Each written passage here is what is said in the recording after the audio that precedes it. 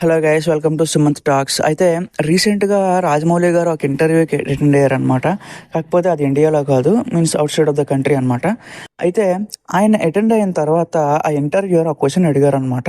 Sir, మీది మహేష్ బాబు గారి cinema ఎప్పుడు స్టార్ట్ అవుతుంది, ఏంటి డీటెయిల్స్ ఒక అప్డేట్ ఇవ్వండి అని చెప్పి అడిగితే, ఆయన గురించి తెలిసిందేగా, మన తెలుగు వాళ్ళు అడిగితేనే చెప్పరు, ఇంకా అలాంటిది బయట అక్కడ అడిగితే చెప్తారా? ఆయన నైస్గా ఎస్కేప్ అయ్యారు. కానీ ఆ ఇంటర్వ్యూయర్ చాకచక్యంగా ఒక క్వశ్చన్ అయితే అడిగారు. సార్, మీది హాలీవుడ్‌లో కూడా మీ ప్రాజెక్ట్ గురించి డిస్కస్ చేస్తున్నారు.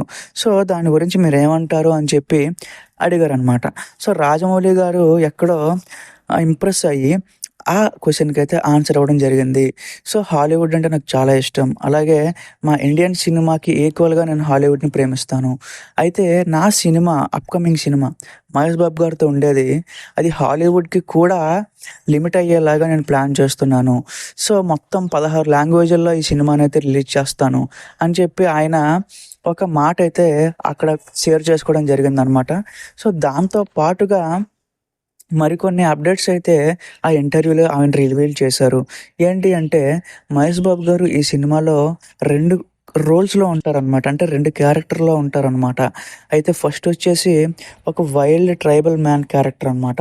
అలాగే సెకండ్ వన్ వచ్చేసి సస్పెన్స్. ఆయన అసలు రివీల్ చేయలేదు దానికోసం. ఎందుకంటే అది సీక్రెట్‌గా మెయింటైన్ చేయాలని చెప్పి ఆయన అనుకుంటున్నారు. అయితే స్టోరీ అంతా వచ్చేసి ఇండియాలో జరగదు. అది ఆఫ్రికన్ అడవుల్లో జరుగుతది అని చెప్పి ఆయనైతే షేర్ చేసుకున్నారు. అలాగే టైమ్ లైన్ వచ్చేసి అది ఇప్పుడిప్పుడు 2024 అలా ఏముండదు.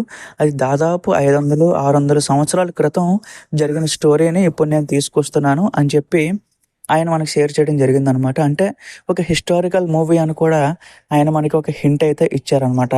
అలాగే షూటింగ్ ఎప్పుడు స్టార్ట్ అవుతుంది అని అడిగితే ఆయన ఒకటే మాట చెప్పారు. ప్రెజెంట్ మహేష్ బాబు గారు ఒక మాస్ మేకోవర్‌లో ఉన్నారు.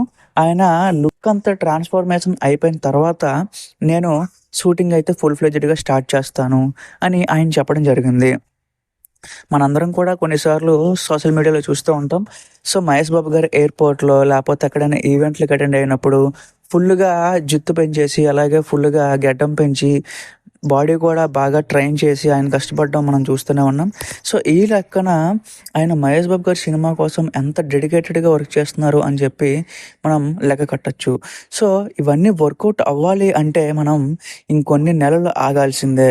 సో, విజయేంద్ర ప్రసాద్ గారు కూడా స్టోరీ డిస్కషన్స్ అవన్నీ కూడా జరుగుతూ ఉన్నాయి. సో, ఆల్మోస్ట్ నెక్స్ట్ ఇయర్ 2025 ఏప్రిల్‌లో వల్ల ఎలా లేదన్నా ఈ సినిమా సెట్స్ మీదకెళ్ళే అవకాశం అయితే ఉంది. సో, ఆఫ్టర్ సెట్స్ మీదకెళ్ళిన తర్వాత షూటింగ్‌కి ఎలా లేదన్నా 2-3 సంవత్సరాల గ్యాప్ అయితే ఉండబోతుంది.